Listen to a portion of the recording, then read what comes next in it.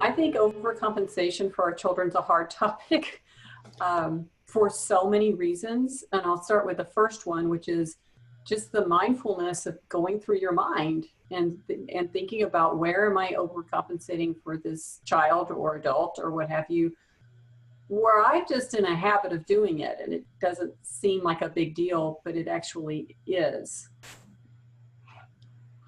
It's a very big deal. And I wonder, as a mom, you know, we're both mothers, and uh, what, how did you deal with this? Did you feel yourself getting pulled back in? You know, you let go Uh, and then you get pulled back in. well, I think so. And particularly, under stress or an event where you kind of released and then things got messy. And that, I think, as moms, and we both know this, can make you kind of reach back and take responsibility again instead of working through why it got messy. And I think that this is just with all children, parents can overcompensate for their child. But so I think that's one reason. I would say I don't feel like I've experienced this, though I watch for it. The other reason, Dr. Shelly, is sometimes parents feel very comfortable in that role of the overcompensator. Whether they would identify it as that or not, it's almost a giving up of something, which I think if a person wasn't a mom, they might not understand, but it can be more comfortable to overcompensate than to let go. I don't know if that makes sense. Well, I think it can be satisfying too. Mm-hmm. I mean, if you think about the guiding relationship getting thrown off from the very beginning, or pretty early on, before the first year, for the first birthday, the guiding relationship gets thrown off. And one of the ways you find yourself feeling like a good mom is to do things that are actually overcompensating things. And those things are often necessary in the beginning because the child is not learning from you. And so you simply do it because you don't know how to enable him or her to become independent in the things that he needs to be doing. So I think what happens is it starts out very early. And it starts out with the child maybe not being able to soothe himself. So the parent takes on the responsibility of not only soothing, but making sure nothing happens to upset the child. So you've already got a pattern in place that's not a good pattern for any of us. And I'm not just saying parents of children on the spectrum do that. I think a lot of us do that. And then because your role has become the role of a compensator and not a guide, you start compensating for more and more things. And sometimes children go past the need for compensation. They're doing fine, but you can't let it go because you don't trust that they're where you think they should be or they're going to be, or that something terrible won't happen, that they'll make good decisions. And so that compensation actually takes on a life of its own. And I believe that the compensation can, I'm not saying it always does, but I think it can take the place of a relationship. Particularly when you think about the role of parents and children as being one of individuation, guiding an individuation and independence. Wow. And I was touched by what you said about the self-satisfaction that a mom or dad can have by feeling that way. And I agree with you. It's not just of children with vulnerabilities. It can happen with parents of all children, that we see that almost a fulfillment of a role for them that they get a lot from, which there's nothing wrong from getting something from being a mother. No. For sure, We right? should. But it's that process of letting go. And I feel I'm really saying that too simplistically, letting go. We're not talking about free fall. Mm-hmm. We're talking about being in the process. And I think with children who are vulnerable for whatever reason, we can form habits as parents that are, for lack of a better word, are enjoyable to us. Uh, I'm going to use a really small example, but maybe there's a nighttime routine or something that we've come to really enjoy. Mm-hmm. But our child perhaps has become able to very independently take care of all those nighttime needs. Yet we find ourselves in the place of just enjoying to take part in that. I think all parents can say that there's a certain giving up of that at some point, because you realize Yeah. what you said is it's time. Maybe recognizing the time with a child who's more vulnerable is more difficult. And I think also another thing that occurs to me when I think about overcompensating is that if we don't have a clear plan for how we're going to help our child become more independent and more responsible and more capable, that that has an inverse relationship with us giving up a little bit. If we don't see that happening, then we always feel like it's sink or swim. We don't realize that there are small steps before anyone learns to swim. You know, we're not born fish. And so we don't sink or fish sink or swim, but we don't sink or swim. And thinking about those small steps, which in RDI we introduce so early on with the just noticeable differences and the challenges, and the parents considering, how do I help my child become competent, feel competent about himself, but how do I feel competent about him too? How do I open up this new world where he can actually operate pretty much on his own? Well, I think about what we always talk about in RDI is that the relationship self to self is Mm-hmm. as important or more important than relationship with others.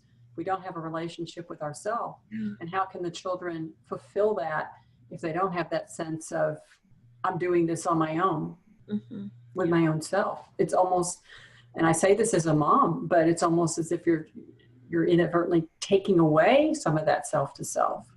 Yeah. It's an easy thing to do. And I sometimes, I mean, I don't think we should key in too much on the parents being responsible 100% at least for overcompensating, because there's also some secondary gain of a special relationship if you're the person who's being overcompensated for. And I'm reminded of a family where I was talking about independence, and I said, you know, I feel like he can put on his own shoes right now. And the mother said, but why would I want him to do that? Hmm. And you know, I realized there are questions to be asked. Yeah. And there's a road we travel together with our parents when we're dealing with something that has become so successful and so basic. And so from putting on one's own shoes, you know, we become people who drive cars and have jobs. Exactly. But Exactly. the putting on of your own shoes, I mean, I love that. I love that image of, you know, a little guy putting on his own shoes and walking and taking off and getting ready to go on this journey that he's ready to go on. Yeah. That's beautiful. I, I mean, I look at that as really profound that you had that conversation. And it came to my mind, um, and I know this can get really complicated for parents, Mhm. but all of us who've had children get older, go through pre-adolescence and adolescence, and then even older, know it's just a process of of Absolutely. release, take a little back, release, take a little back. It's a process. And I do wonder sometimes Mhm. with families, being a mom myself, that transition of pre-adolescence, adolescence, adulthood, if there's a desire to keep them Mhm. younger. Absolutely. And you also have to wonder about something that nobody intends and nobody wants, but a child fulfilling a role as the family in the person in the family that is needy. So the person in the family that's needy. And so the child takes on that role. Well, there's some gain to that because people look out for you and people make sure you have what you want, and nobody wants to rock the boat for you and you sure don't want them to. So Mm. there's this special role you have, and that role, that special role, feels good. When you become an independent person, and we become independent in various things at various stages of our life, but when that person becomes independent, then they're also giving up their special role.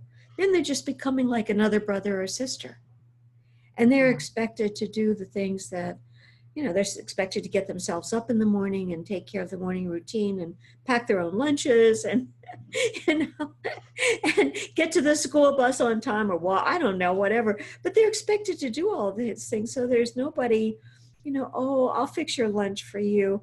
No, I'll wake you up with cold a cold washcloth on your forehead. I mean, wouldn't we all love that? Oh, So, I was thinking everybody that. gives something up. When overcompensation stops, everybody gives it up, but hopefully it's given up in such small steps that it feels good all along the way. Yes, I think that's so important. Kind of back to what we were saying in the beginning. We're not talking about a throwing you in just throwing you in the pool and hoping you can swim, or a free fall. Well, I'm done doing for you. That actually is not a process. That's just I'm not doing this anymore. But I also think it's important for people to think about what you said, which is you have to have a plan and revisit that plan on a regular basis, I think, don't you? I think you have to have a plan, and I think you also have to have trust in yourself that, yes, I can help this child become independent. Trust in the child that, yes, the child can become independent. But Catherine, I think there's something else that haunts us a little bit in this process of individuation and, trying to not overcompensate. And I feel I feel there's something that comes back and haunts us even when we think it's gone. And that's the trauma of hearing that this beautiful child you have has a problem, Mm. and that it's a serious problem, and that you're going to have to work on it. So you've always got in the back of your mind that kind of traumatic response that gets triggered by who knows what, but it gets triggered. And I feel like as parents, when we think about those gradient steps for our children, we're going to do this, then we're going to do this, and then you know what?